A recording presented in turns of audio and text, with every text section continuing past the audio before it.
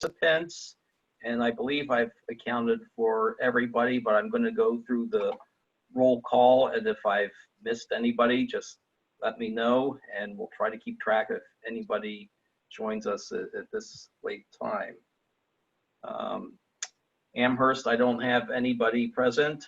None present from Brookline. Hollis, Joan Cudworth is here. I do not have anybody from Hudson. Nobody from Litchfield. Mark Chamberlain is present from Lineborough. Nobody present from Mason. Don Tumola is present from Merrimack. Lincoln Daly from Milford. Nobody from Mount Vernon.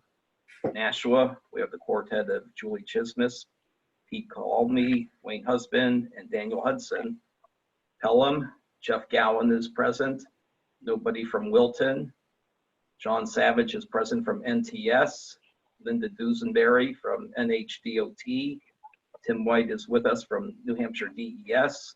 Lee Levine from Federal Highway. And from NRPC, myself, Matt Wakens, Jay Mankara, Derek Stahl, Mason Twombly. And I believe that's it. Did I miss anybody? I think you missed your fearless leader. No, I didn't. I mentioned it. My apologies. I have 18 check marks and 18 participants. So I think so far we're good.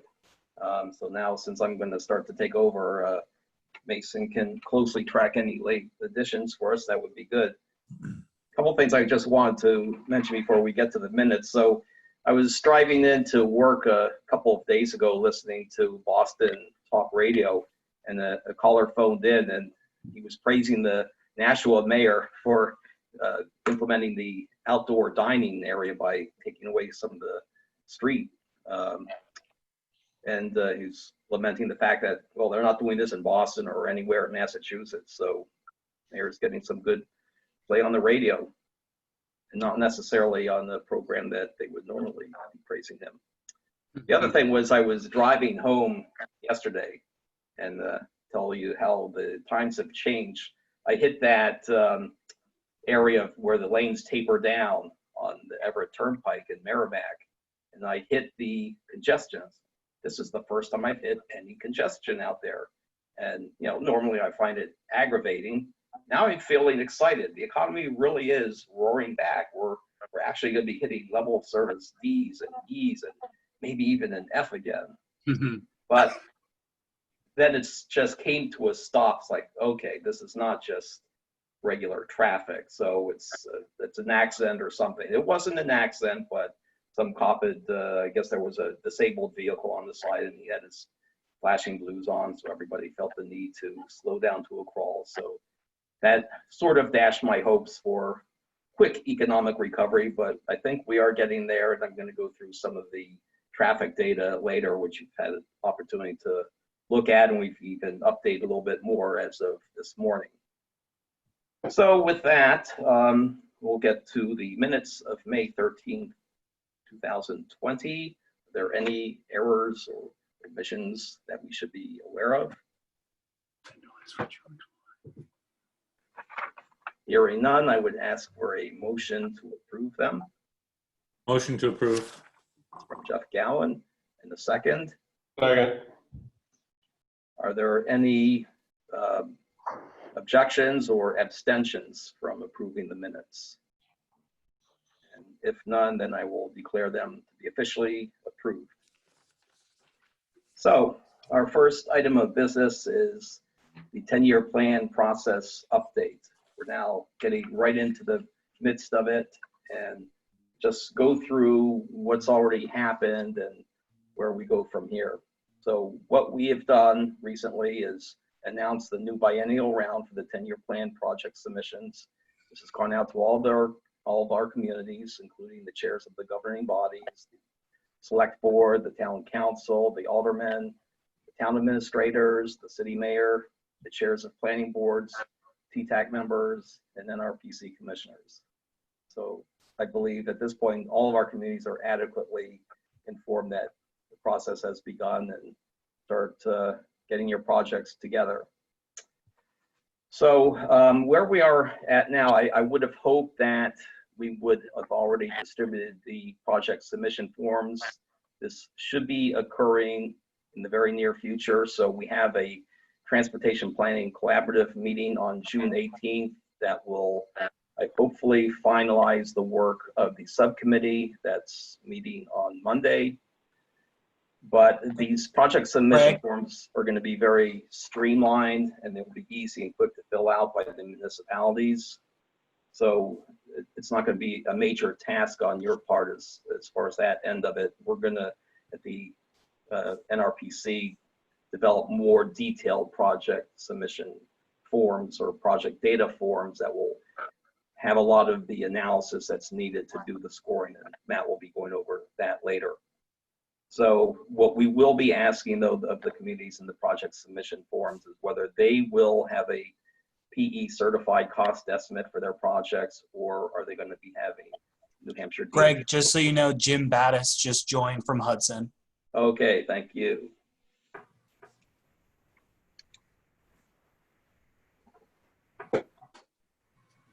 Put him actually under other.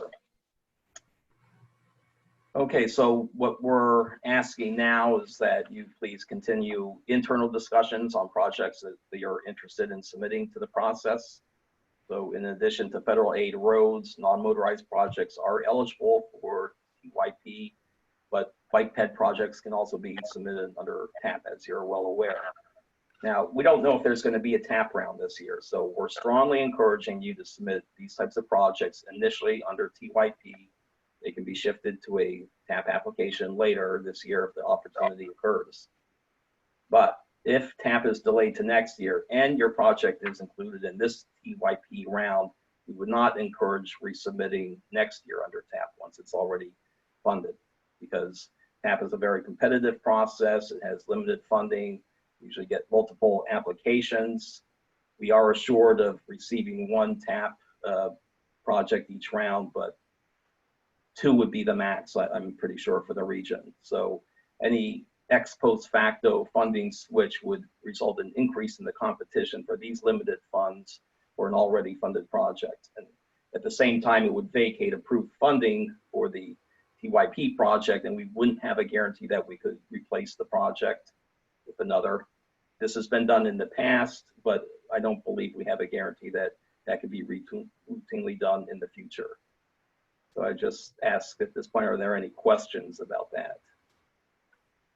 Greg, this is Julie. I have a question. So it sounds like, and I'm guessing this, you would recommend the same thing for CMAQ. So if we have a project that we want done within 15 years, we really shouldn't submit it. That could be eligible for TAP or CMAQ. You're suggesting that we don't put it in for the 10-year plan? No, I'm suggesting that you put in anything under the 10-year plan now, because if there's a TAP process in 2020, we can pull it from the TYP and put into TAP. Okay. See, Nope, I understand that.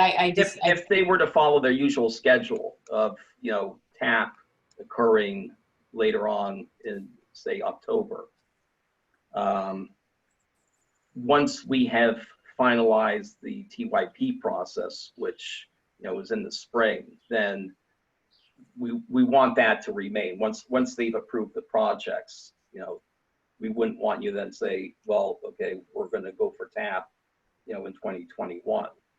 Okay. I've talked to the DOT about, you know, if they could stagger the process, but, you know, I understand, you know, that what they would be doing is doubling up their internal workload, so that, you know, they try to stagger it, you know, so if they do it all. No, I get that. It's just if you know, projects that we're submitting now for the 10-year plan are going in what, 3032, 3033. So if you have any kind of more immediate need for CMAQ or TAP type projects, it doesn't sound like we should try to submit them for 10-year plan.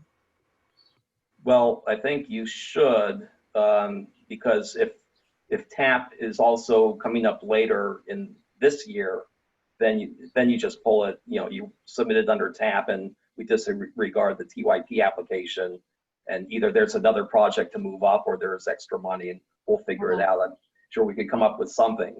Okay. But it's just, what I'm saying is when the process completes, next April, if TAP is delayed to a point after that, we wouldn't want you submitting the same project after it's Sure. already gone through the full process. But this process doesn't really complete until the springtime.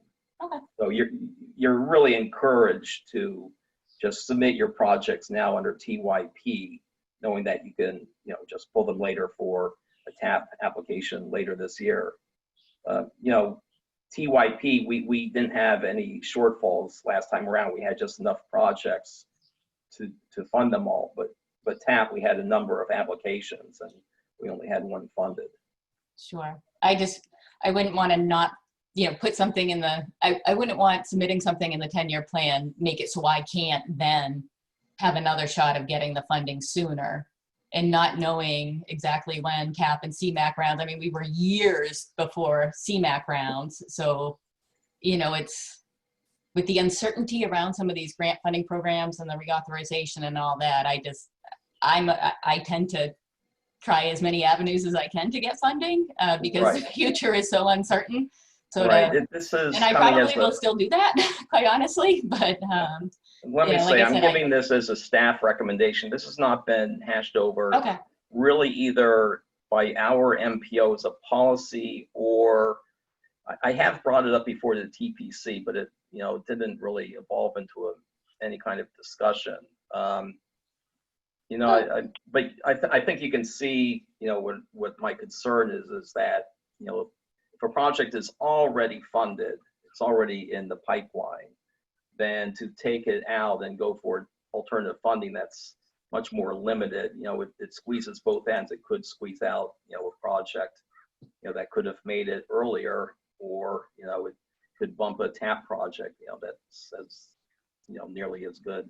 Sure. So- I think I've just been scarred a little bit by the 10-year plan because we've had projects in there that were supposed to be constructed in, say, 2012, and now we're looking at 2025, 2026, 2027 in some cases. So like I said, Right. I tend to try as many funding avenues as possible because Sure. the 10-year plan is a state document. It's not the federal, it's not the, where the rubber meets the road, to use a bad cliche in this case. Yeah, it would be much better for us if the TAP round were held first, because obviously that's the preferential way to go for your non-motorized projects, because you're going to get them built so much faster. Sure. So it would be nice if that would precede TYP round. It doesn't. So no, we're encouraging you, just apply for everything now that's eligible, and you'll have plenty of time to make the switch up until the point at which it's put into the 10-year plan or selected. Okay. Okay. Yeah, I'm So still, I don't know. I'm still hesitant to put something that would be eligible for TAP and CMAQ in the 10-year plan, because even if it doesn't get it this year, it sounds like if it was a 10-year plan project, that would preclude me from applying for a future grant that might get the project built sooner. True. So If it's like- a risk that we would have to be willing to take. Yeah, and you might have other projects, and we'll get into some of that Sure. later on in a bit here. But Just to just jump want in on that communities to point, know though, that- that's not a rule. So, I mean, that's just a suggestion. We have done exactly that in the past with the Pelham project. So, Right. Well, and I was there for that. right. So that's I mean, the one that- that's there's no hard and fast rule on that at Okay. all. It's a policy decision that we're going to have, we'll be looking at. But I think the reality is, because realistically, if we were to say, once it goes in for the 10-year plan, that's that. That decision isn't April. That decision is December. You're going to have to make a decision to pull a project by December, because once it goes to the governor, once it goes to GNC and then the governor, our opportunity to have flexibility has become greatly diminished. So realistically, we put it in, and I think down the road, if we have to make judgment calls or trade-offs, and that's what we do. I think to the point, we have no idea when we're going to see TAP again or CMAQ again. Right. So go with what avenue we have open to us. Right. Well, I mean, we have, and sorry, I don't mean to be dominating this conversation, and I can take this offline if other people aren't interested in this topic. I just want to make sure that we're all aware of what it means when we submit a project to these various programs. And so we have a complete streets project sitting in the 10-year plan, that is passed in law, not pending, for Kinsley, Canal and Bridge Street. And quite honestly, if I had a TAP opportunity or another grant program come up before then, I would consider applying for it, even though it's in the 10-year plan already.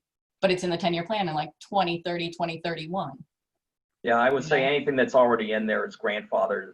I'm just trying to Okay. establish a guideline for Sure. the future, that because it could result in us getting less projects. Now, I'll ask Linda Dusenberry, are we always able to replace a 10-year plan project with another project if we take it out?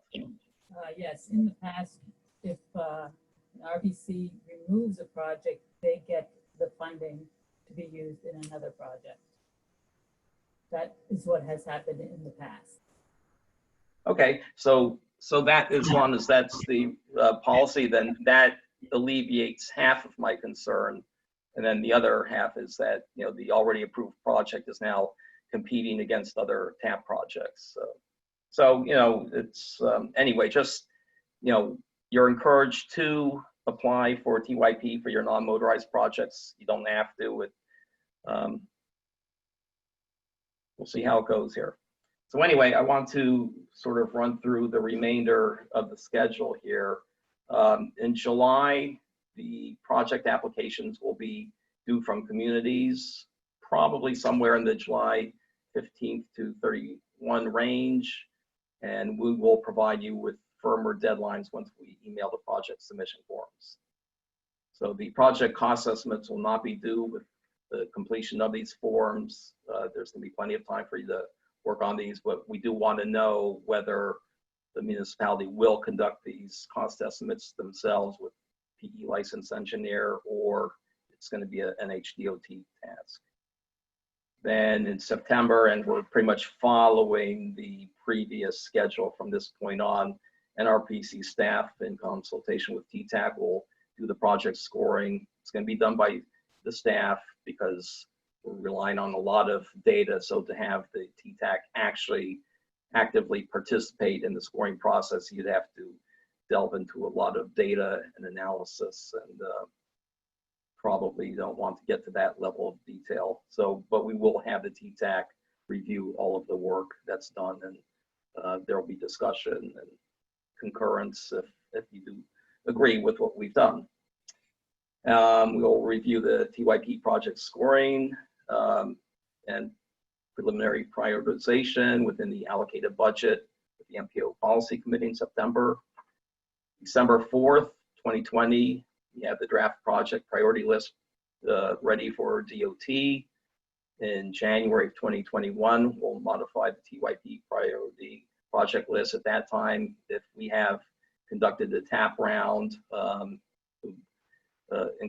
take out the projects that have been selected for TAP funding.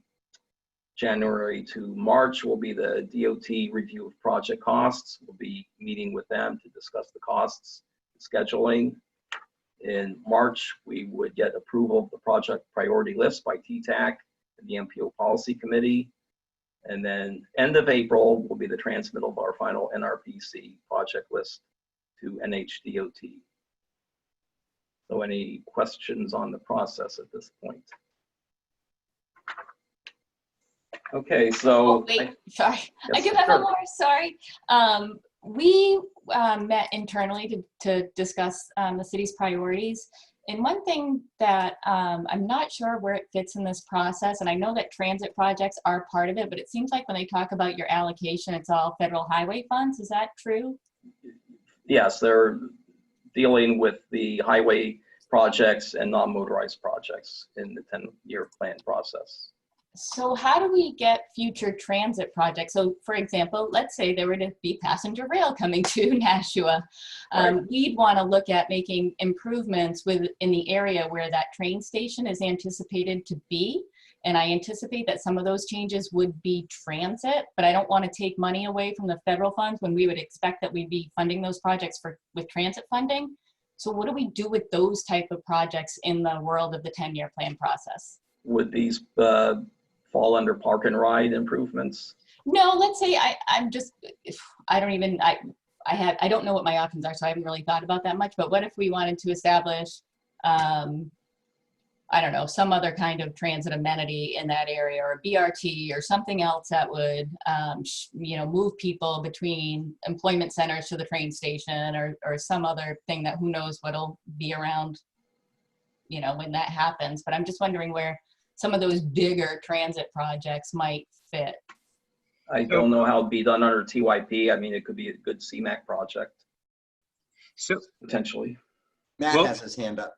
well, I was going to say, we'll talk, it might help, Julie, when we talk about what our eligible projects are, but what Greg was saying, we did ask DOT that, and they, so operations are not, you know, going to be in the 10-year plan. They say that's going to be FTA or flex CMAC funds. Okay. But other things, you know, maybe multimodal, like stations or things like that are eligible. So, you know, we'll talk about that a little bit when I go through that list of eligible projects, but I don't know if that's going to help. Yeah, I would just like to see some transit funding in the formula when you guys get your 6 million or whatever your allocation is. Yeah. You know, it's all strictly federal highway funds, so I would almost feel guilty, like taking away money from other communities, you know, if I'm submitting a project that I'm pretty certain would be funded with FTA funds. Because I don't want to draw from that FHWA pot that everybody else is trying to get a slice of as well. So, Yeah. All right, future conversation. Thank you. Okay, so I thought I would just go through the communities, those that are present, and see if there are any project concepts that are being discussed. So I'll start with Hollis. Nothing. No, nothing in Hollis. Okay. So Jim Battis is here from Hudson. I believe he's the only one represented Hudson. Jim, are you aware of anything being discussed out there? Hey, Jim, you're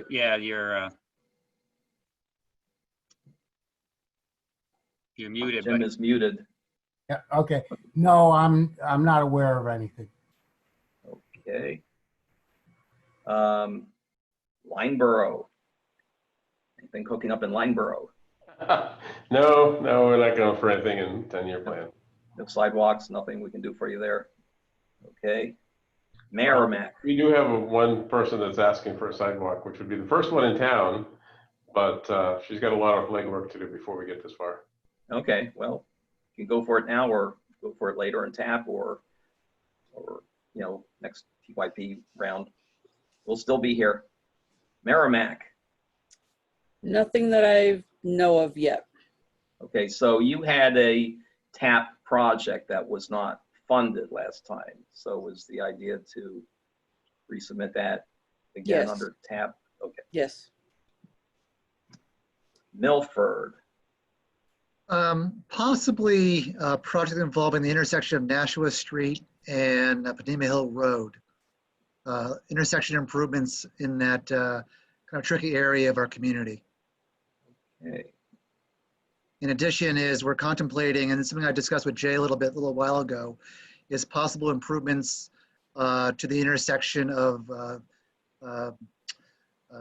Town Circle area across the Colonel Shepherd Bridge, that area. It's kind of an interesting intersection that is enter into the north side of the community there, crossing the Colonel Shepherd Bridge.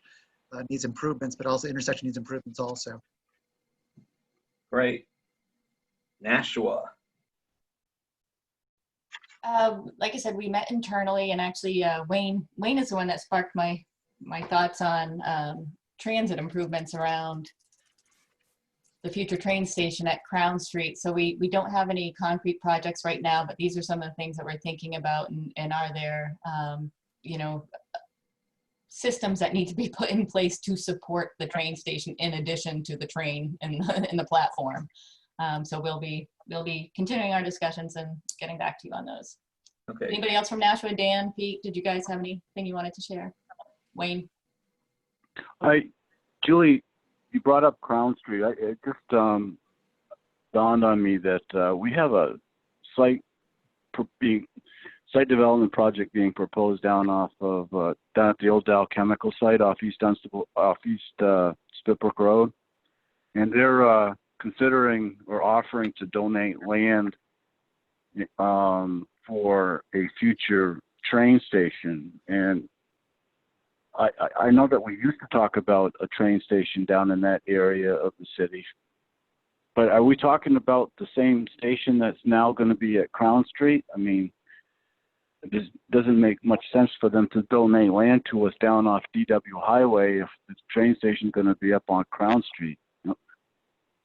Well, this is Jay jumping in, at least insofar as the planning that's happening at the Rail Committee. And I think it's safe to say, I don't know if Linda wants to jump in on that or not, but all the plans for the Capital Corridor that we're pursuing right now include both a station at Crown Street and a station in South Nashua.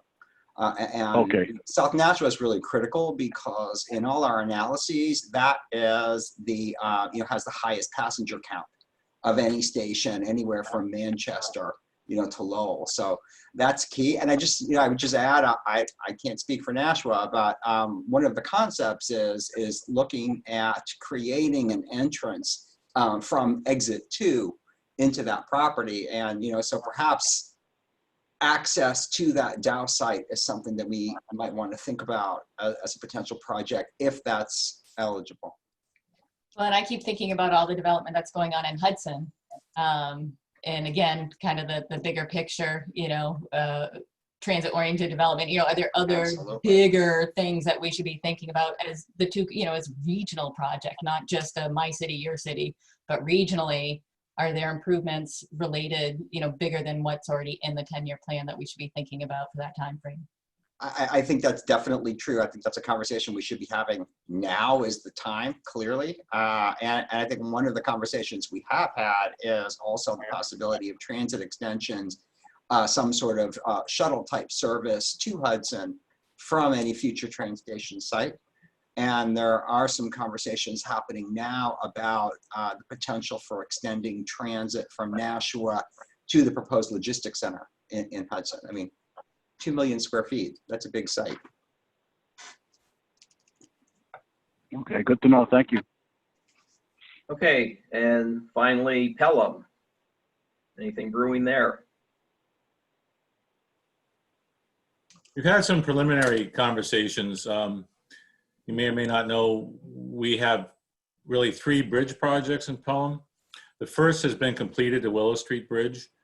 It's got a sidewalk on the bridge. I'd like that sidewalk to connect to some other sidewalks. So I'm pushing the selectmen, we have a couple new ones, to buy into some sidewalk expansion connected with those bridges.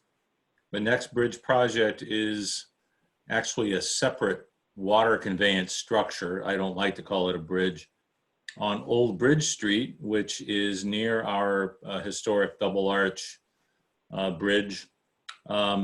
In that instance, for a sidewalk to work, because you're never going to get one off on that bridge, I'm thinking it would be really good to have a pedestrian bridge across Beaver Brook.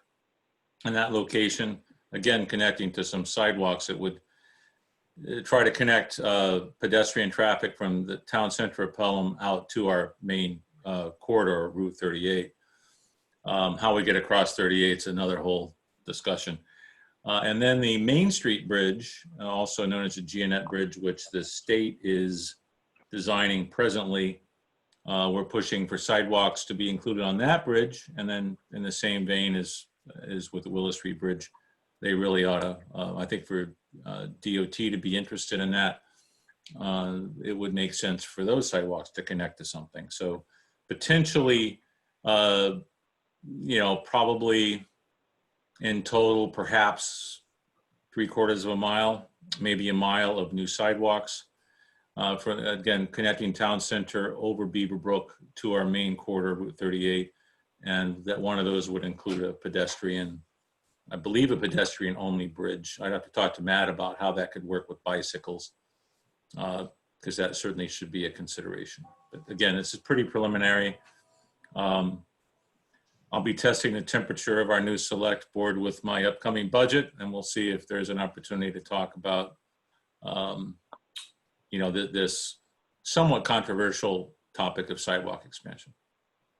Okay, well, that's excellent preliminary work, and we'll see how that works out. So I should mention, I have talked with Tad Putney and Brookline. They're not here today, but doesn't appear to be anything coming from Brookline. So I think we need to get in touch with Amherst, Hudson, Litchfield, and Wilton. Some further contact. The rest of the towns, I think we've dealt with it here, and everybody is working or on projects or has made the decision they're not applying. So that's good. So we're in good shape here. So I'm going to turn it over to Matt now, and he's going to go through some of the process of once the project applications come in, how we deal with the scoring of them, the ranking of them, the weighting. Lots of stuff goes on once we get those applications. Turn it over to Matt. All right, thanks you guys. So are you seeing this presentation? It's a PowerPoint? Okay. So, you know, so again, you know, we've been talking about, we're at the beginning of another, you know, another 10-year plan round. And you may recall that based on feedback from the previous update, it was decided that project selection criteria needed to be revised. So I'm going to be talking about that. And so we're going to talk about, I want to talk about how the process our committee went through to develop some revised criteria. I'm going to move to review the draft criteria and guidance, which is in the attachment in your agenda packet, and then we'll have a little discussion about how we will end up weighting the criteria. So just so I just have a couple slides about the process. So there was a committee established, kind of a subcommittee of the Transportation Planner Collaborative, and so we did some work, you know, kind of to set the stage, and so we did some outreach. So our committee considered feedback from the Transportation Collaborative back in February. The committee also reached out to regional planning commissions, to transportation planning staff, and to RPC executive directors, you know, and collected feedback about kind of hopes and dreams from that, you know, those stakeholders. We also reached out to DOT. Hey, Matt. Yeah. John pointed out that you're putting it on the presenter. So you might click the bottom. You know how to put it like in the full screen slide version. Slideshow. I think it's in the bottom right-hand corner. You know, I might pass on that because I don't see that. Okay. I'd say we just go with this. Okay. Sorry. No, that's let me see here. Yeah, hold on. You know, I'm going to just go with this. Or So, even in the top left, it says from beginning or from current slide. You could click that and it'll be bigger for everybody if you want to do that. okay, hold on. Hold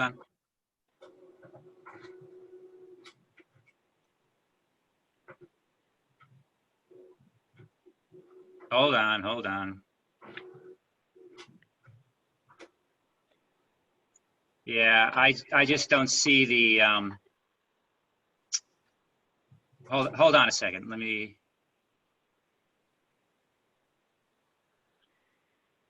All right, here we go.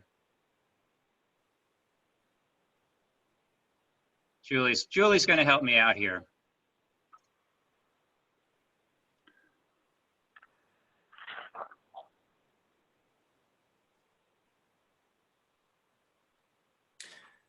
At least speaking for myself, the slide is definitely larger than it was. All right. So I can't tell if it's changed from my perspective. That's. Yes, it has changed. It's bigger. Okay. Let's just, thank you, Julie. We'll just go with that. So again, I was saying that the committee, we reached out to DOT for guidance on 10-year plan eligible projects. So this is what we heard. We heard that criteria should apply across all transportation modes, if possible, and avoid mode bias. Some criteria are duplicative and should be reassessed. Use of one metric is often inadequate to address the complexity of certain criteria.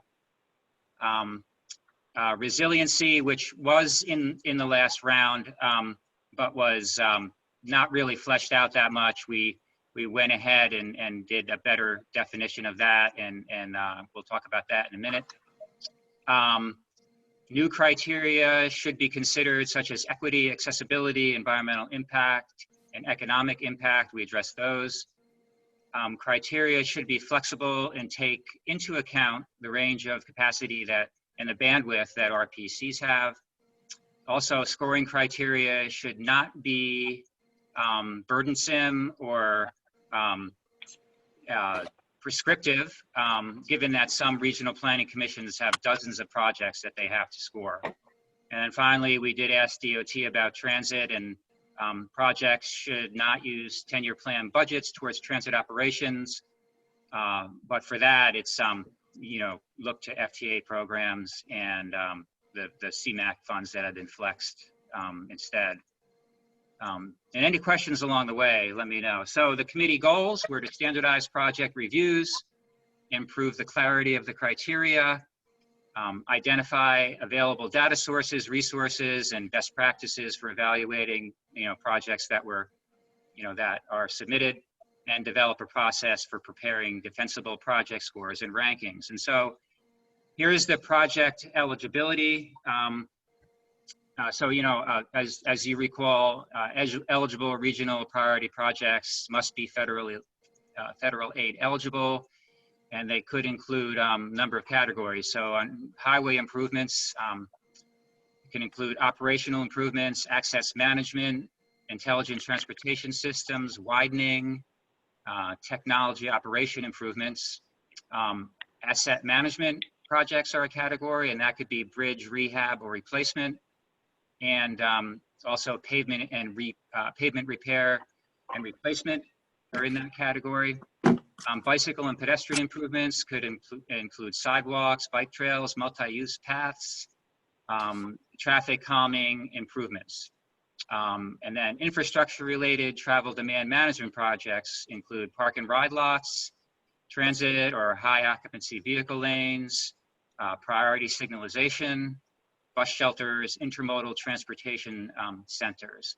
And then finally, planning studies, assessing the need for future projects, corridor studies, network studies, bike and ped safety studies. So, those are, I don't know if there are any questions about if that's helpful as far as eligibility.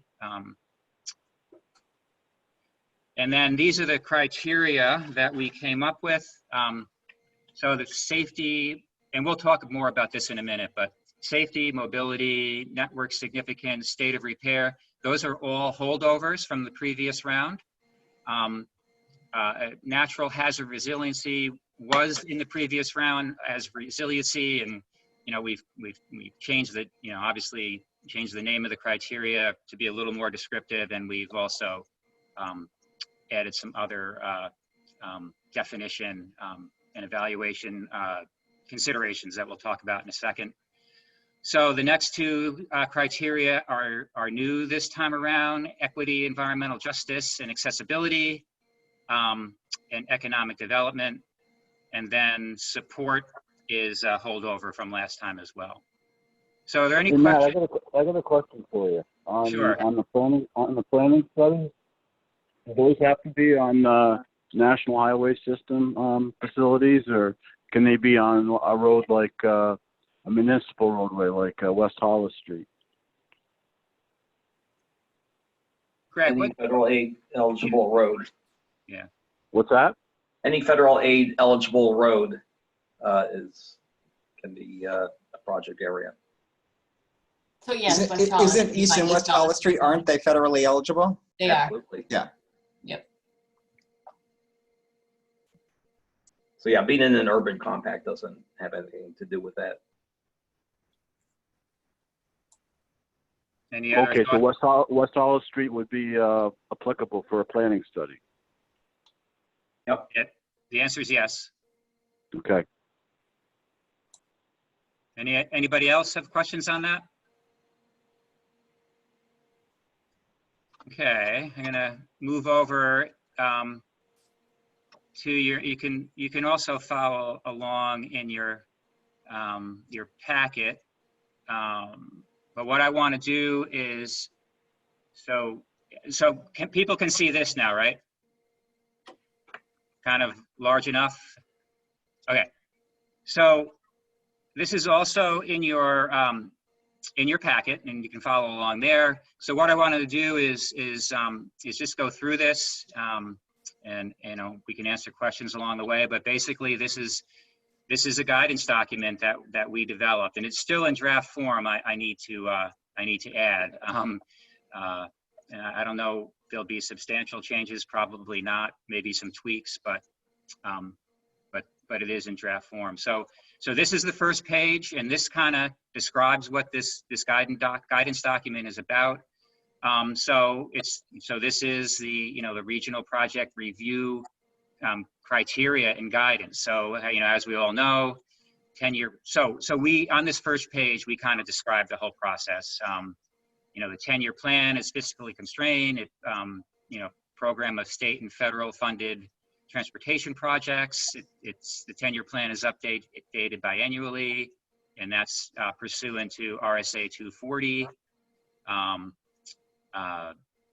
The 10-year plan includes projects related to roadway improvements, bike ped travel, public transportation, aviation, natural hazard resiliency.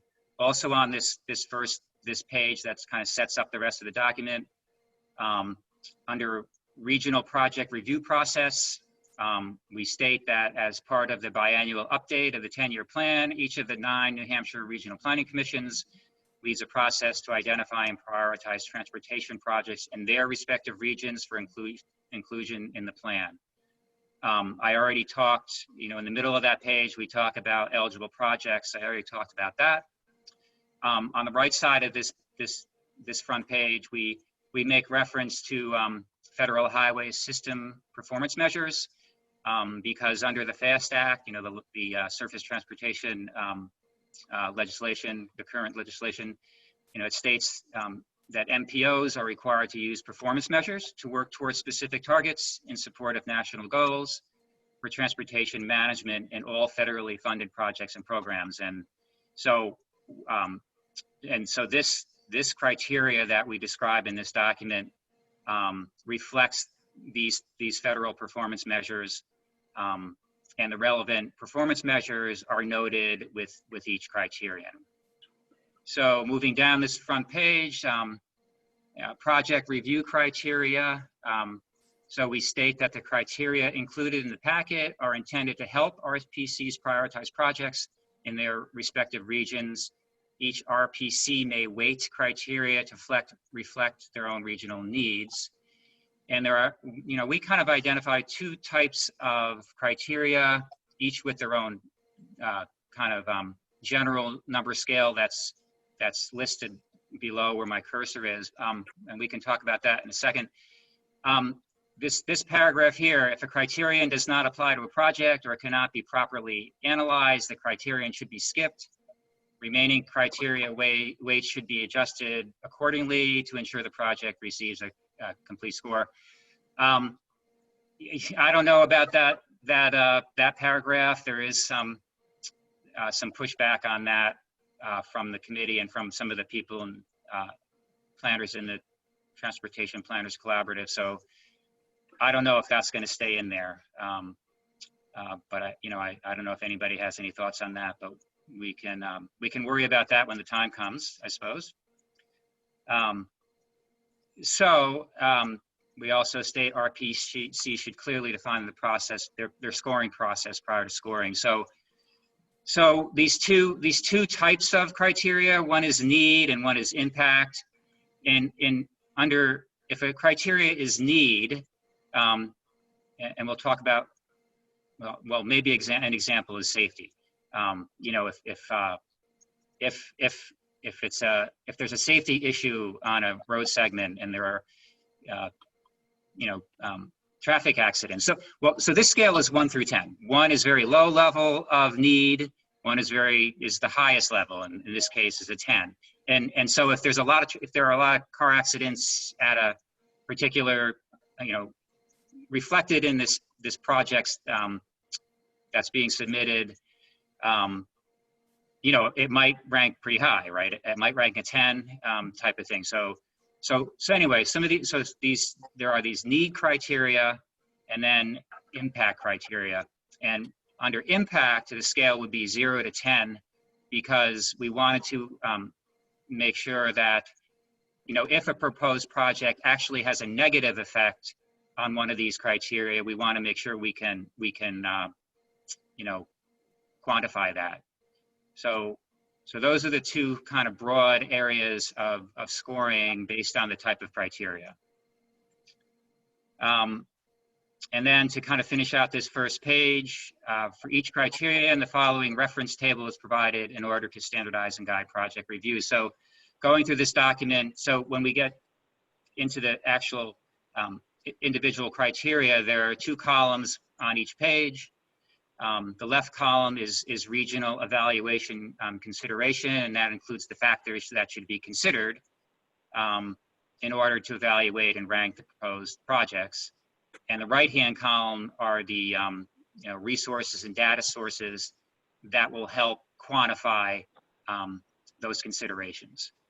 And so there's a note at the bottom that says project review criteria and associated scores are intended to inform the regional project prioritization process. RPCs may consider other factors such as project costs and timelines when deciding final regional priorities. So that kind of descriptive first page sets up the rest of the document, and I'm wondering if anybody has any questions. Okay, hearing none. I thought I'd go through a few of these, go through the criteria, and I don't necessarily need to get too far in the weeds here, but I wanted to give you a flavor of what we came up with. So safety, we defined, I think this is very similar definition to the last time. It's a historical analysis of safety performance. For example, crash history of location over the past 5-year period for all modes. It's also forward-looking analysis of how countermeasures proposed as part of the project would improve safety performance for all modes. So this first, the first criteria is safety performance. So, you look back and you determine if there were passenger vehicle crashes or non-motorized crashes or transit crashes. And then there are other additional considerations, safety considerations down and farther in that column. And on the right side are the various sources for crash data, whether it's state crash database or local police department crashes for motor vehicles, or various other potential sources of data. And I would add, so this is a guidance document for when you're considering, your projects. You won't be doing the scoring. You don't have to provide all of this data. This is the actual gathering of this data and producing a data sheet for each project will be up to the planning commissions. So at the bottom of this first page for safety performance criteria, we do reference the performance measure, the federal performance measures that are addressed. So the second page about safety is the second subcriteria, safety measures. So these are the the considerations for how a particular project would improve safety. For example, under highway and bridge safety measures, that first bullet, how significant or effective are crash modification factors for the key project design elements. And we can go ahead, from this right-hand column, we can go ahead and, and link to those federally approved crash modification factors. So that's just an example of how we would use, use this to score a project. But in any event, these are all the considerations for safety measures, and there are highway and bridge measures, there are rail and transit measures, there are pedestrian safety measures, and bicycle safety measures. All right. Yeah. I think this is one of those criteria that becomes difficult to evaluate. You had the caveat that you mentioned earlier about if something can't be applied, it gets skipped. This one's tough when you're talking about new facilities. So a new bike ped trail, a new interchange, a new road or path. I know that we struggled with this before, and I think that's where some of this, adjusting the criteria to have a full score came in, because I know when Jen was there, she struggled with that one with a new facility. You don't have a crash history. You don't have, in some of this, I think doing the crash modifications for key project design elements, that implies a fair amount of design. I think that one might be tough too at a 10-year plan scope level. I know that we need pretty good estimates, but these projects aren't designed at this point. Yeah. And you're not supposed to presume a solution, right? I got in trouble on that for presuming a roundabout would be the appropriate project for the East Holliston Bridge Street. Well, come to find out it's not. So I think there's some assumptions about what the final project would look like far in advance for this kind of evaluation. And again, I did the same thing, so I'm not trying to be overly critical. I'm just sharing the struggles that we ran into with some of these criteria. And this is Jay just jumping in. I mean, some of these are, no question, they're going to be challenging. There's a lot of things that we don't know. And I think a lot of that's going to flush out when we look at the actual projects. But I also think applicability can be broader than we might think. So as an example, even though you may be proposing a non-motorized facility that's a new facility, if, I'll use an example that, came to mind for, I don't know when I was thinking about this. We've got the Heritage Rail Trail expansion. That's a new facility, but it's also, in essence, providing for a mobility alternative, a bike ped alternative within an existing corridor of East Hollis Street. So one could look to safety, one could look to level of stress or some other factors on, within the corridor that that bike ped improvement, as an example, is trying to accommodate. That might be one way to address it. No question, though. I mean, we're not going to have design solutions, so there's always going to be some, I don't want to say fudging, but I think we're going to have to understand that we're applying, criteria that was developed statewide that's, to individual projects. Yeah, no, we totally, I mean, when we were doing it before, I think, we would look at crashes on the facility that the new project was expected to alleviate, stress from. So we kind of would apply some of those, but I don't, the one size fits all, or the consistency amongst RPCs when applying that kind of logic probably wasn't there, quite honestly. Probably. But we were all kind of trying to wing it at that point. This is much better because it's much more prescribed and consistent. So I love it. Yeah. It's hard to cover everything for sure. So the next criteria is mobility. And this is defined as an historical analysis of mobility need and performance of a location for all modes, and second, a forward-looking analysis of how interventions proposed as part of the project would improve mobility performance for all modes. So again, in the left column, under considerations, we talk about mobility need and performance, and some of the considerations are facility purpose. What is the functional class of the segment? Is the facility a local, regional, or statewide connection? Is it in some sort of planning document? For motor vehicles, for projects addressing mobility need for vehicle travel, what is the project area's performance relative to congestion? Rail and transit speaks to transit performance, relative to delay because of congestion. kind of the same thing with bike ped. And then some of the, the resources are obviously functional classification, planning documents. For motor vehicles, it could be the National Performance Management Research Data Set, could be level of service measures. So there are ways to identify the need, in these project areas. So as far as mobility, the second part of it is mobility intervention. How is a project going to alleviate or improve mobility? For motor vehicles, we talk about projects addressing motor vehicle mobility. To what extent will the project provide congestion relief or other mobility benefits?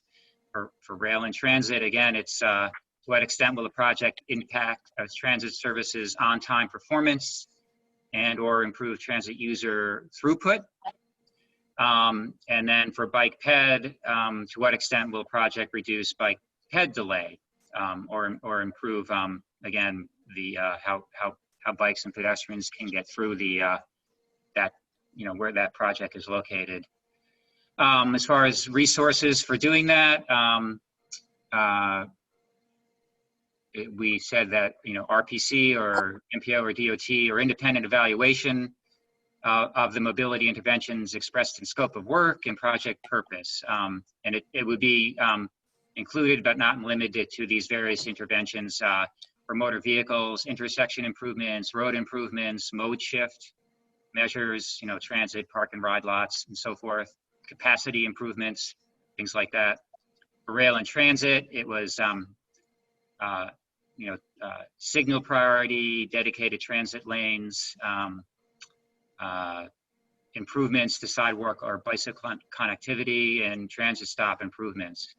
And other interventions for bike and ped included, improved bike lanes, widening of the outside lane and shoulder, new off-street parallel facilities, and so forth. And for pedestrians, again, also improved sidewalks, parallel facilities, access management, and others.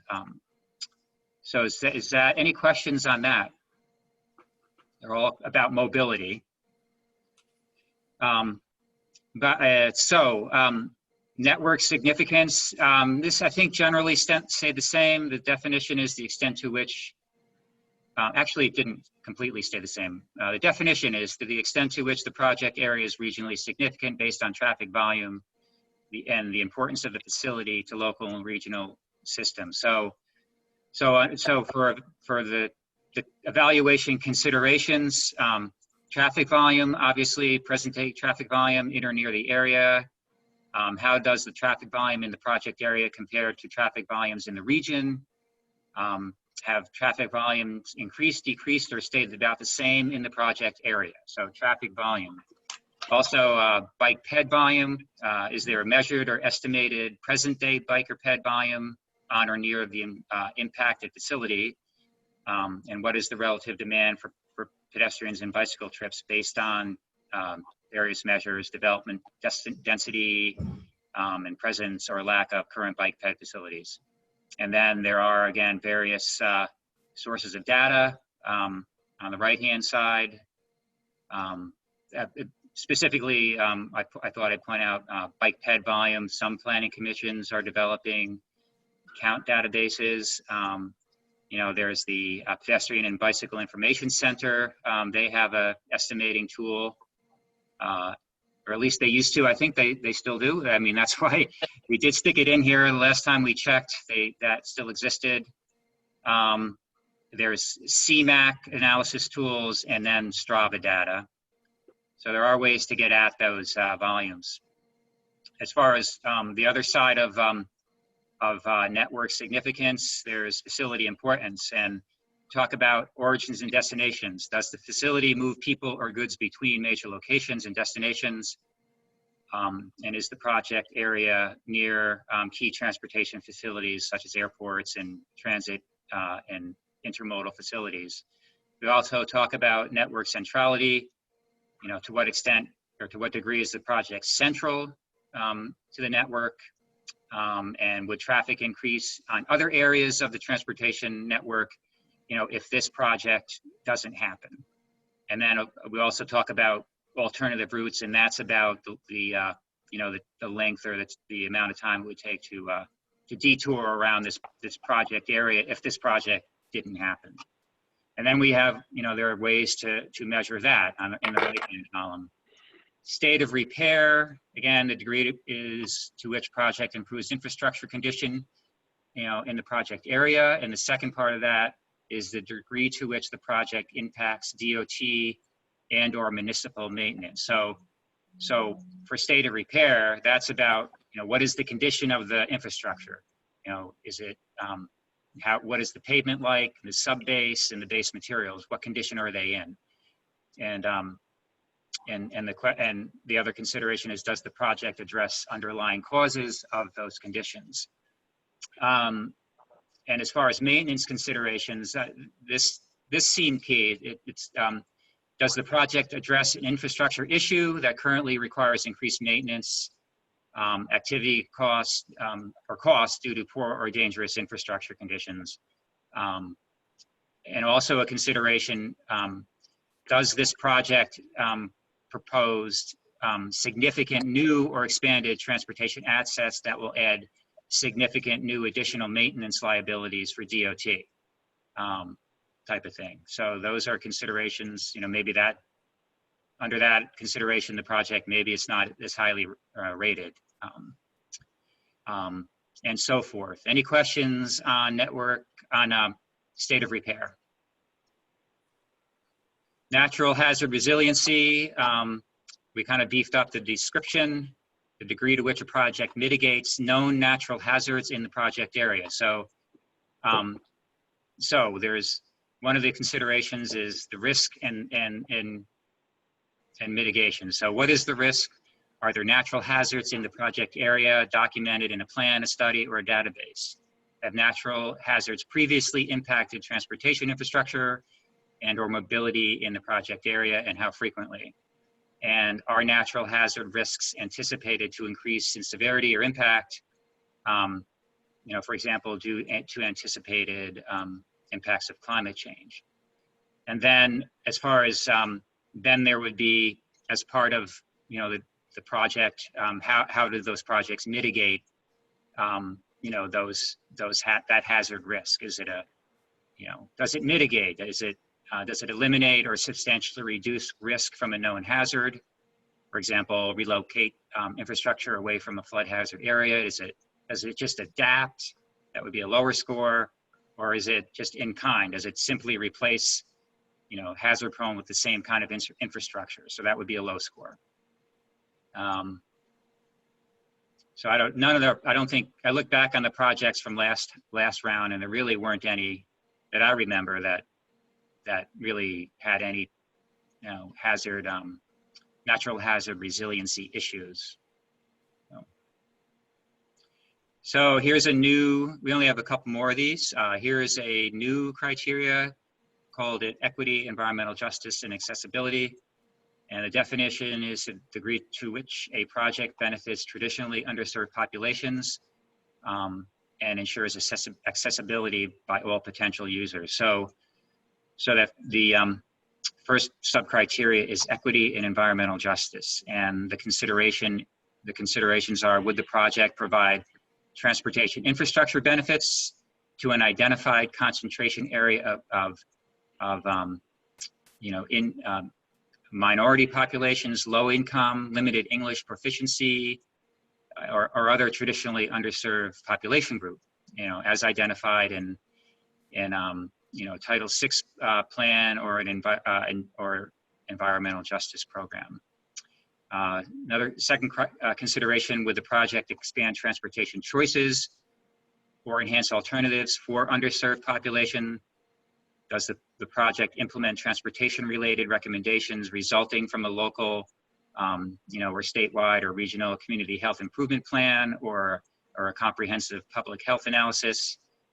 And also another consideration, what is the impact of the project on air quality, and are those impacts disproportionately affecting traditionally underserved populations. And again, there are various ways, potential sources of data for evaluating that. And then the other sub-criteria is accessibility. Does the project incorporate universal design considerations to ensure that all users have access? Does the project incorporate accessibility upgrades or remove barriers to access? And does the project improve coordination between transportation service providers or between modes? Again, to improve accessibility. Any questions on that?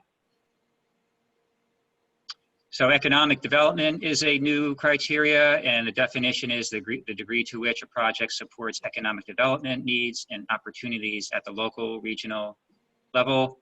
And we also, it's also the degree to which the project impacts the movement of goods, and that's freight. And freight has been moved into this, this criteria.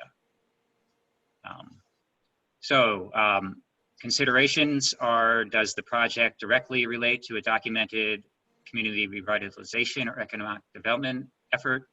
Does the project improve mobility and or accessibility to and from a regional employment hub? Does the project improve mobility and or accessibility to and from a regional tourism destination? And does the project support the implementation of a regional economic development plan? And then freight mobility is about the project. Does the project implement a high priority freight improvement project as identified in New Hampshire State Freight Plan or an adopted regional transportation plan? Does it improve a freight bottleneck that has been identified in a New Hampshire State Freight Plan or a regional plan? And would the project improve freight transportation along a critical urban freight corridor or an urban corridor? And would the project improve truck travel time reliability on the interstate system or other national highway freight network? And then the last criteria is support, and that's a holdover from last time.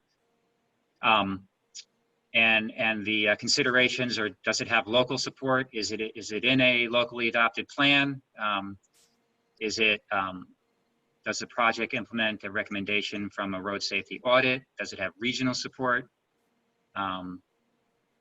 Does the project support goals in a regional plan and higher scores given to projects that are specifically defined in plans or address specific goals?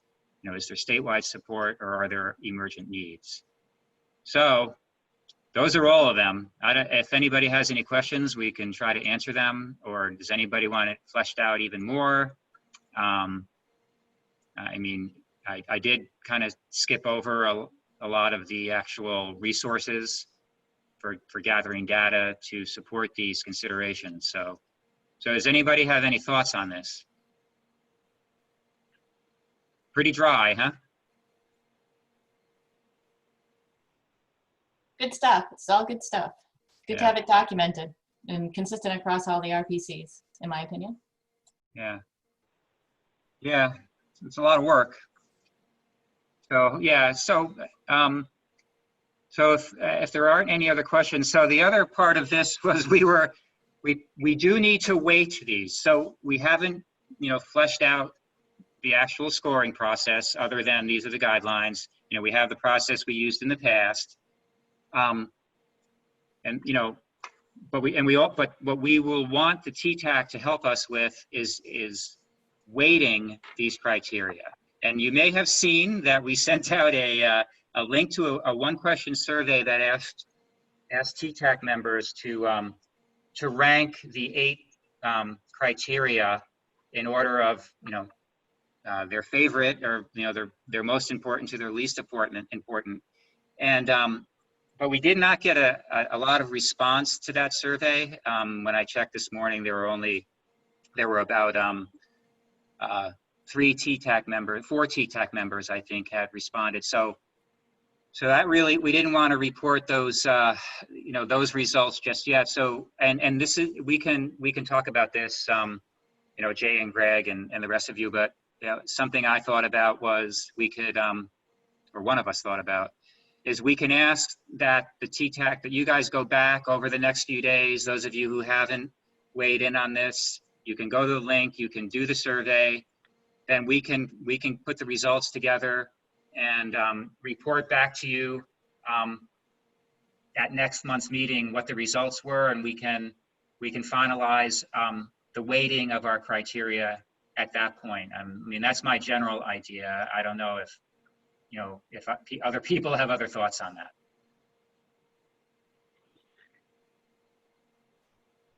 Matt, I don't know if you can hear me. Jeff, I can. Speaking. Would you just resend the email with the link in it? Okay. I definitely miss it. Yeah. Okay. You can get to it from the agenda packet. Oh, okay, great.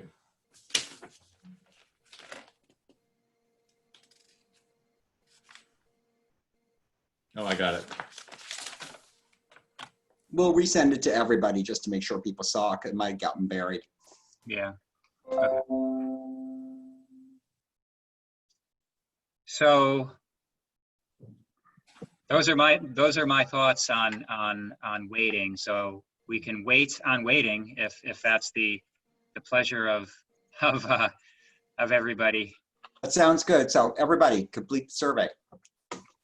Thank you. We'll send out the reminder. Yeah. Okay, I'm going to stop sharing. And I'm going to transfer co-hosting to Greg. Right, Greg? Right. Transfer in progress. I made you a co-host. Okay. I will attempt to share screen.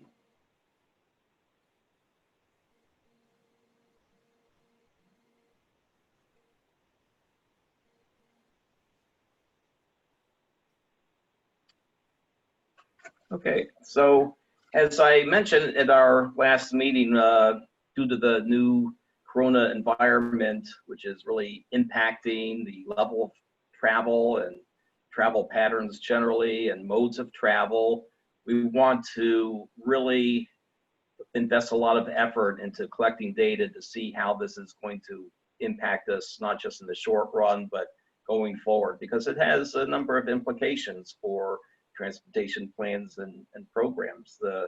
It's going to influence our transit expansion study. Are people still going to be going to schools, in Massachusetts, that are going to be looking for transit alternatives, or is there going to be a new wave of study from home? Capacity projects, obviously, if traffic is down even 10%, all the levels of congestion that occur at the very top end. So we want to track this data, and we're very fortunate that DOT does an excellent job in keeping up to date on their website and the traffic flow maps, the latest traffic levels. So I'll start off with the system-wide numbers for the Turnpike, and what we see is that we dropped off towards the end of March. We lost 53%. This is a year-to-year change for the week. And at its lowest point, we dropped 57.6, or actually 57% drop in traffic. And then we see from that April 19th week, gradual recovery to the last week of May, we're now down 34%. And another day or two, I should be getting the numbers for the first week of June. So we're going to continue to track this, as well as the permanent count data, which is attachment 3B. And these I have updated. The numbers came in this morning. So on the Turnpike at the Bedford toll, we are now down on an average weekday 41.6%. And you can also see how much was that, Greg? 31? 41.6%. Okay. Is the drop from 2019 monthly to 2020. And as you can see, this is something that we're going to now track going forward forever. The Turnpike exit 5 to 6, down 37.7% on the weekday. And then our third permanent count station, US 3 Daniel Webster Highway in Merrimack, north of Hilton Drive, the average weekday is down 27.4%, whereas in April it was down 42%. So we're making steady progress coming back. We also, of course, are continuing our regular traffic count program for HPMS monitoring, and that includes state highways and local roads. So we'll be looking at those changes, and of course, you know, depending on what month, it's harder to make real comparisons there because past counts may or may not have been done at a similar time of year. So you may be comparing a June with a November, and they're not exactly comparable. So these are the real indicators, I think, as far as showing what's going on, at least on the major highways. And we'll try to work with the other data to show how it's impacting some of the lower level roads.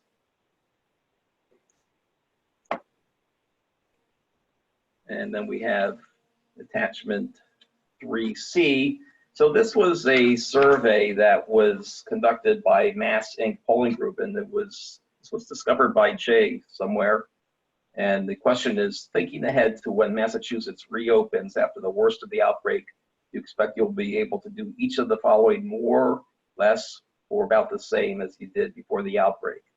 So what we're looking at here are intentions versus actual behavior. So you know, there's a real grain of salt to take into consideration there. And when you look at some of the data, you know, some of it does seem to make some sense, such as we see people who now take the subway might go to the walk mode more, and you know, more of a tendency to move away from transit to walk than say driving, because obviously there's a greater risk of infection in transit than for people who are driving. On the other hand, walk from commuter rail, there's not a real connection there. Very few commuter rail trips can actually reasonably be walked. When I look at drive alone and walk, which is 31%, it doesn't seem like that would be making a lot of sense, but I can see a case where, like for myself, I drive to the gym now for my exercise. I can't do that anymore, it's closed, so I go out and walk for exercise. So that would be transferring the drive alone mode for a walk, but I think that's the exception there. So it's interesting to look at these numbers. It'd be also interesting to see how it actually plays out, you know, say months from now, if they do a follow-up survey. Jay, did you have any other thoughts on the data? No, I think just what's really striking is the percentage of existing transit users, especially commuter rail, that have the intention of increasing driving alone in their car. So that has really, I think, significant implications for both, obviously, our passenger rail extension, commuter rail planning, as well as for what are the impacts going to be on highway. And this is Massachusetts, and this is mainly Eastern Massachusetts. So they have mode choices that we really don't. Most of our transit users are transit dependent, and most of us drive alone. But I think in terms of our overall regional planning, I find it quite striking. Among the other things that really jumped out at me, because one of the areas that we have not been able to really get a handle on is ride sharing in terms of data and projecting, but looking at the percentage drops across the board on using taxi, Uber, and Lyft, what are the implications of that? That's really pretty striking. Things that wouldn't have jumped out to me before, like the drops across the board in ride a corporate shuttle bus. These are a lot of the kinds of transit things that we've thought about and talked about. Carpools, van pools, I mean, really, really significant drops. And so I don't know what the implications of these are going to be for us, but again, we have fewer choices, but I think it's really significant, and it shows, at least right now, an intention to significantly increase driving alone in our individual vehicles as a mode choice. So that is quite striking. Certainly this will be something interesting to watch, see how this actually plays out in, in real time, in real data. And just one of the problems is the fact that the MBTA doesn't really put data up in a timely fashion, say that you can get on the DOT site. So, it might be like pulling teeth trying to get data in the near future on what these changes are, but, we'll give it a shot. That's right. And by the way, this is just a snapshot. If anybody's interested in seeing the rest of the survey, there's a lot more detail to this for each of these areas. Other stuff interesting. On the plus side, people who currently bike now, huge increase in the percent that intend to bike more. But notice in the people who drive alone, none, zero. No one's hopping on a bike. So at any rate, this is just a snapshot, but it'll be really interesting to see how intentionality, plays out with reality as we go forward. Well, if you went from driving alone to riding a bike, you're actually increasing your risk of infection. So that makes sense. Okay, so anyway, other types of data that we'll be looking to follow. The NTS has started up their limited service, so we're going to definitely want to begin tracking the ridership. I don't know, John, is there any early data on that? Anything that you discovered? Yeah, so our ridership the last 2 days has been about 25% of what it would have been well in advance of COVID, back before we started to have number reductions. So if our normal day was 1,100 trips, Monday and Tuesday have been 2,290 or so. So, that's a little better than I think we were anticipating, but it's still obviously nowhere near what we were doing. And it has had a huge impact on the number of paratransit rides that we've needed to provide, dropping that from 170 down to 30. So. Right, and it's just too early to make any meaningful assessment, just 3 days into the service. NTS. Yep. Yeah, and obviously as buses run around the streets, more and more people realize that they can use it, and we're just trying to keep passenger confidence high, which is probably the #1 concern right now. Absolutely. Okay, Boston Express, I've talked to them. They don't have a restart date and won't give me any insider information. So we had started a regular tracking of the parked vehicles at the Exit 8 Park and Ride. We were at 91% capacity usage early in March. So once that service gets going, we're going to do regular counts out there. We anticipated doing monthly counts anyway, and maybe we wanted to track it even a little bit more than that, at least at the beginning. So, we're hopeful that, come the fall that, we're going to continue the rise and return to normal usage so that we can get out and do some counts, of the passenger boardings and do the surveys that we need to do of bus riders for our interregional study. We can go down to UMass Lowell, do surveys of students. We're hopeful because things are headed back, but we will have to wait and see. So that is my report on that. So we can move into number 5, our updates. So I'll begin with the NRPC updates. We have no projects in the minor revision, just the programmatic changes. So we'll be happy to forward our concurrence with that without any further communications locally.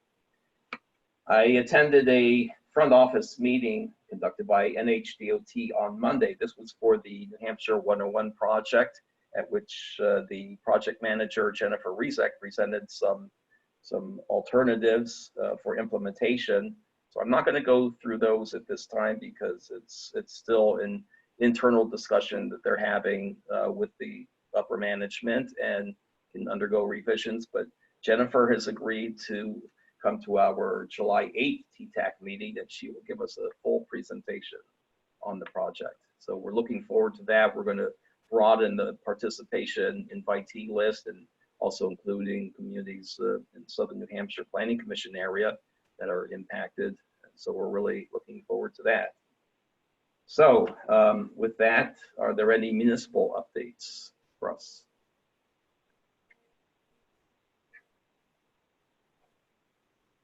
Moving on to NHDOT. I don't have anything to report. The only thing I could think of is we sent Amendment 4 over to Federal Highway to get approved. So it is over there right now. Okay, Amendment 4 is in the pipeline at Federal Highway, Federal Transit. NHDES, Tim White. Hey, Greg, can you hear me okay? I can hear you loud and clear. Just a couple of quick things. Our state clean diesel program, we were having a round of grant application solicitations. Those closed on June 3rd. We've got 15 applications that we're having a look at in terms of reviewing, scoring, and we hope to be able to let the successful applicants know about the status of those projects, hopefully sometime next month. The other thing I would mention at this point is Electrify America. They're investing a significant amount of money on a nationwide basis in electric vehicle charging infrastructure as part of the Volkswagen settlement. They are sending out notices about them beginning the process of developing their Cycle 3 investment plan, and they're asking for input on where the public feels that those charging infrastructure investments should be made.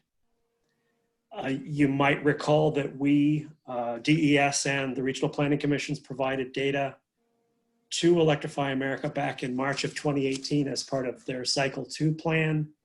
And the purpose of mentioning this today is, like I said, just to let everyone know that they're beginning to prepare for Cycle 3.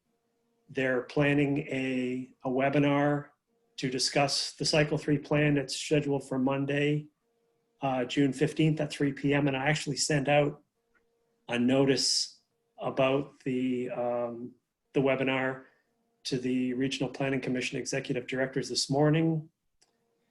And so I guess after we hear what Electrify America is going to be looking for this round, we will try to coordinate responses on behalf of the regional planning commissions that are interested in responding to that request for information. So that's all I've got at this point. Okay, excellent report. And Federal Highway. Oops. Yes, can you hear me? Yes. Okay. Yeah, there was a request to speak to the Invest Act, which is out there in the chat box, but you know, unfortunately, we don't have a lot of information yet. And the Invest Act, I believe, is the Congress's version of reauthorization. So I think the Senate is working on something as well, and then there's going to be an administration version. So at this point, I don't really have anything to share from the administration side of things. But, you know, as soon as we do have some information that we can share, I'd be happy to do that. And, you know, once we do have a reauthorization, I can also provide some information, even present information to the TAC if you'd like, about, you know, what's in it and what's different about it, and what's in it for New Hampshire. I think we've done that. We did that. I did some presentations last time around when the FAST Act was finally approved. So I'm happy to provide that information. I don't really have much to share at this point in time, but we'll let you know when I do. And yes, we did receive STIP Amendment 4. And we've been looking at that and hope to have that approved sometime within the next couple of weeks, I would say. Should be a little easier for us to process because it's a single mode amendment. So it doesn't involve, so FHWA can approve on behalf of FTA, so we don't have to coordinate, you know, joint signature letters and that sort of thing. So I'm hoping we can get through that here pretty soon within, you know, if not by the end of this week, hopefully by the end of next week. So stay tuned on that. Okay, and what do you estimate is the length of your presentation? You mean if I were to present on the reauthorization? Yes. Oh, well, I'd have to see, you know, I'd have to wait and see. I mean, I can make it as long or as short as you want, probably. Okay. You know, typically when I've presented that, I don't, I kind of focus more on what's different about the reauthorization versus, you know, what we've had in place. So kind of depends, I guess it depends on how much there is that's different versus what's carried over. And then I like to present, you know, information about the funding levels for New Hampshire as well. Okay. So, you know, I can make it, I can tailor it for as long or short as you want. Okay, because I'm thinking we'll have a July meeting and probably be off in August. In July will be New Hampshire 101 will be the main topic. And then we'll have a very quick, I hope, wrap up of the TYP scoring process and so forth. So it might fit in there. Otherwise, We're unlikely to have, I think, a final bill by August. Yes, I would agree with that assessment. I'm wondering about that myself, and you know, if it happens the way it's happened before, we might have some extensions that kind of carry over funding and programs into the new fiscal year, pending, you know, passing the Reauthorization Act. So, yeah, a lot of uncertainty at this point, but you know, as soon as that information becomes a little more clear, I'm happy to share information with everybody. okay, let us know and we'll figure out how to schedule that. Otherwise, I'll entertain a motion to adjourn.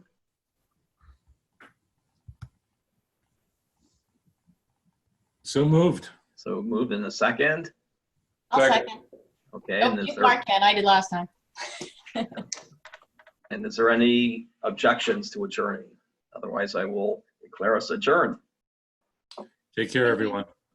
Bye-bye. Bye. Bye.